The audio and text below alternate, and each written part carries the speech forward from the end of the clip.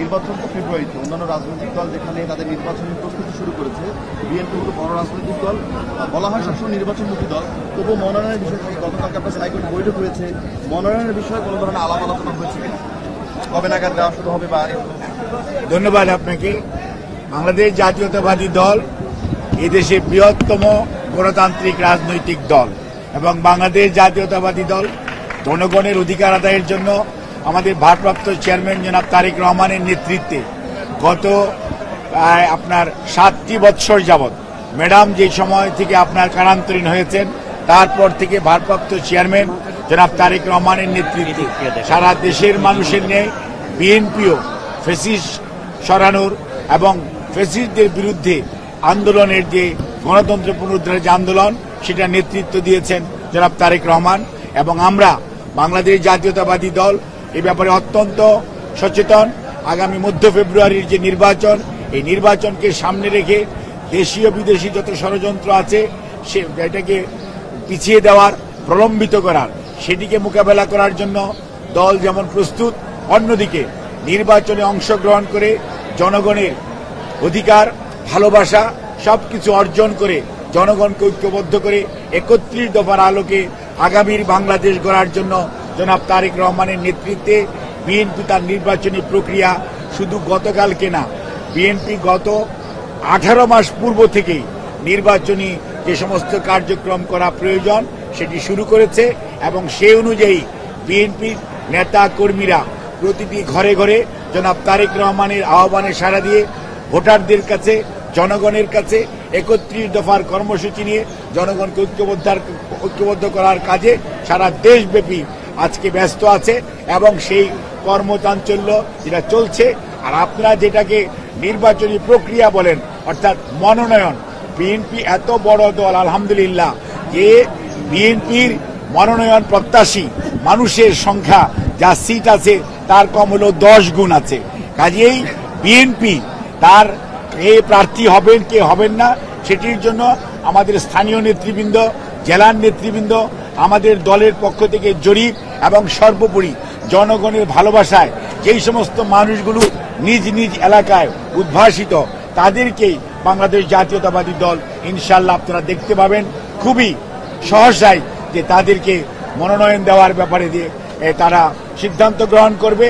But ইদানিংকালে social media এবং পত্রপত্রিকায় যে সমস্ত স্পেকুলেটেড নিউজ হয়েছে তার ব্যাপারে আমাদের দলের পক্ষ থেকে গত পরশুদিন আমাদের দলের মুখপাত্র জনাব রিজভী আহমেদ উনি স্পষ্ট ভাষায় জানিয়েছেন যে দল কাউকে গ্রিন সিগন্যাল বা রেড সিগন্যাল দেয় নাই। কাজেই যখন সময় আসবে তখন আপনারা দেখতে পাবেন। তবে নির্বাচনী প্রক্রিয়া যেহেতু এটি একটি ধারাবাহিক কার্যক্রম সেটি আমাদের অব্যাহত আছে এবং চলছে। তারেক রহমান কবে নাগাদ আসবে এবং নির্বাচনে তিনি তো নেতৃত্ব দিবেন? তারেক রহমানের নেতৃত্বে বিএনপি নির্বাচনে যাবে, তিনি কবে নাগাদ বাংলাদেশে আসবেন? বাংলাদেশে এই কথাটি আজকে বলার অপেক্ষা রাখে না। বাংলাদেশ জাতীয়তাবাদী দলের ভারপ্রাপ্ত চেয়ারম্যান শুধু বিএনপির নেতৃত্ব দিবেন না, গণতন্ত্র পুনরুদ্ধারের আন্দোলনে যারা সম্পৃক্ত ছিলেন সকল মানুষের নেতা জনাব তারেক রহমান। এবং আমি কয়েকদিন আগেও বলেছি, আপনারা দেখতে পাবেন যে কয়েক সপ্তাহ বলেছিলাম, ইনশাল্লাহ কয়েক সপ্তাহের মধ্যে ইনশাল্লাহ তারেক রহমান এসে বিএনপির নির্বাচনী প্রক্রিয়া নয়, গণতন্ত্র পুনরুদ্ধারের শেষ লগ্ন যেটি সেটির নেতৃত্ব দিবেন জনাব তারেক রহমান। গতকালকে নানান জায়গায় আওয়ামী লীগ মিছিল করছে, নাশকতার পরিকল্পনা করছে, শুধুমাত্র বিএনপি নেতাকর্মীরা ছাড়া তাদেরকে কেউ আসলে প্রতিহত করছে না, এই বিষয়ে একটু বলবেন কিনা? এ ব্যাপারে আমি যেটি বলতে চাই, আমরা সব সময় বলতাম স্বৈরাচারের দোসর কারা ছিল, 86তেও দেখেছেন, এখনো দেখছেন। কাজেই আপনাদেরকে সজাগ থাকতে বলবো, সংবাদকর্মীদেরকে, দেশের মানুষকে। দেশের মানুষ দেখছে যে সত্যিকার অর্থে স্বৈরাচারের সাথে সম্পৃক্ততা কাদের রয়েছে। কাজে এই ব্যাপারে আমি নিজে আপনাদেরকে আর স্পষ্টভাবে বলার দরকার নাই। বাংলাদেশ জাতীয়তাবাদী দল জনগণের অধিকারের ব্যাপারে সোচ্চার ছিল, আছে, থাকবে। নিউ ইয়র্কের ঘটনা একটু কথা বলি। নিউ ইয়র্কের যেসব আওয়ামী লীগের নেতা কর্মীরা জড়িত ছিল বিশৃঙ্খলার সাথে, আমরা পরবর্তীতে দেখতে পেরেছি তাদের দলীয় প্রধান শেখ হাসিনা তাদেরকে কল দিয়ে তাদেরকে আরো উৎসাহ দিচ্ছে, তাদেরকে এভাবে কাজ চালিয়ে যেতে বলছে, যেখানে অতীতের কাজকর্মের জন্য আওয়ামী লীগের উচিত ছিল অনুশোচনা করা। এর পরিবর্তে তারা আরো আক্রমণাত্মক হচ্ছে, বিষয়টি কিভাবে দেখছেন? এই দলের ইতিহাস, এই দলের নেতাদের ইতিহাস কোনোদিনই জনগণের পক্ষে ছিল না। ওনারা প্রতিহিংসার রাজনীতিতে বিশ্বাস করে, ওনারা জনগণের ভালোবাসা অর্জন করার চেয়ে জনগণের উপর চেপে বসার রাজনীতিতে বিশ্বাস করে। ওনারা দেশকে মনে করে ওনাদের পৈতৃক সম্পত্তি যেমনি ইচ্ছা ওনারা চালালে দেশবাসী খুশি হবে। কিন্তু ওনারা করেছেন, ওনারাও করছেন। তবে একটি জিনিস মনে রাখতে হবে, শেষ বিচারের মালিক আল্লাহ রাব্বুল আলামিন, দেশের মধ্যে জনগণ। আসেন মাঠে, জনগণ আপনাদেরকে সত্যিকারতে কিভাবে প্রতিহত করতে হয়, প্রত্যাখ্যান করতে হয় জনগণ জানে। আপনাদের সবাইকে ধন্যবাদ।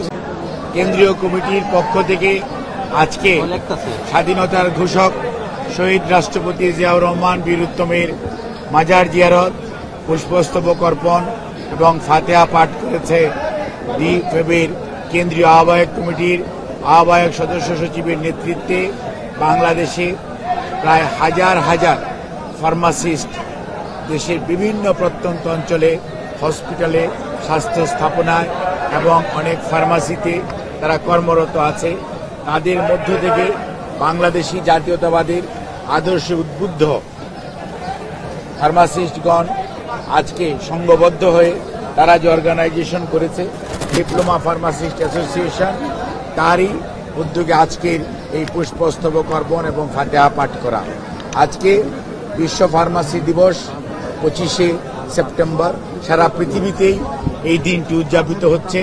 এবং আজকের যে স্লোগান হচ্ছে থিঙ্ক হেলথ, থিঙ্ক ফার্মাসিস্ট, অর্থাৎ স্বাস্থ্য সম্পর্কে চিন্তা করতে গেলেই ফার্মাসিস্টদের যে ভূমিকা সেটি সম্পর্কে চিন্তা করতে হবে।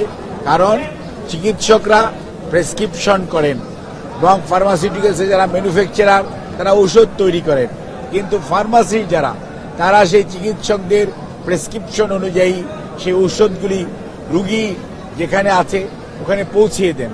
নার্সরা সেই ঔষধগুলো রুগীদেরকে যথাসময়ে সেবন করার ব্যাপারে ভূমিকা রাখেন। অর্থাৎ প্রত্যেকটি সেক্টরের যে জনবল তাদের নির্ধারিত ভূমিকা আছে এবং জনগণকে যদি সত্যিকার অর্থে ভালো ঔষধ, ভালো মানের ঔষধ এবং সঠিক ঔষধ সঠিক মাত্রায় প্রয়োগ করার যে জ্ঞান, এটি হচ্ছে ফার্মাসিস্টদের কাজ। এবং ওনারা সেই ঔষধটি যেখানে উৎপাদিত হয় অথবা যেখানে বিক্রয় হয় সেখান থেকে চিকিৎসকের পরামর্শ অনুযায়ী ওনারা এটি কিন্তু রোগীর কাছে পৌঁছে দেয়। ওনাদের দায়িত্ব অত্যন্ত গুরুত্বপূর্ণ। বাংলাদেশের প্রতিটি হসপিটালে, প্রতিটি স্বাস্থ্য স্থাপনায়, সরকারি বেসরকারি প্রত্যেক জায়গায় ফার্মাসিস্টদের গুরুত্বপূর্ণ ভূমিকা রয়েছে। যদিও ফার্মাসিস্টরা সত্যিকার অর্থে অন্যান্য স্বাস্থ্য পেশাজীবীদের মতো অত বেশি সম্মানিত আমাদের দেশে আগে ছিল না। কাজেই এখন ফার্মাসিস্ট সারা পৃথিবী এগিয়েছে। কোনো অবস্থাতেই আপনি পুরনো ধ্যান ধারণার বর্ষবর্তী হয়ে যদি থাকেন, তাহলে আধুনিক স্বাস্থ্য ব্যবস্থা জনগণের সুস্বাস্থ্য নিশ্চিত করতে চান, তাহলে ফার্মাসিস্টদের সত্যিকার অর্থে তাদের যে কেরিয়ার প্ল্যানিং, তাদের যে ইনসেন্টিভ, অর্থাৎ একজন চাকরি করবে, তাদের প্রমোশনাল প্রসপেক্ট, তাদের সমাজে সম্মান, সেটি যথাযথভাবে অন্যান্য স্বাস্থ্য পেশাজীবী যারা আছেন, চিকিৎসক বলেন, নার্স বলেন, আর তাদের পাশাপাশি ফার্মাসিস্ট বলেন, ল্যাবরেটরি টেকনিশিয়ান বলেন, প্রত্যেকটা মানুষের যথাযথ ভূমিকা আছে। তাদেরকে সেই সম্মান দেওয়ার জন্য আজকে তারা যে সংঘবদ্ধ হয়েছেন, সেই জন্য আমি নতুন কমিটিকে ধন্যবাদ জানাই এবং আমরা আশা করব আগামীতে তাদের নেতৃত্বে ফার্মেসি সত্যিকার অর্থেই এই দেশে ফার্মাসি সেবা যেটা সেটি অত্যন্ত সুন্দর হবে, আধুনিকায়ন হবে এবং যুগোপযোগী হবে।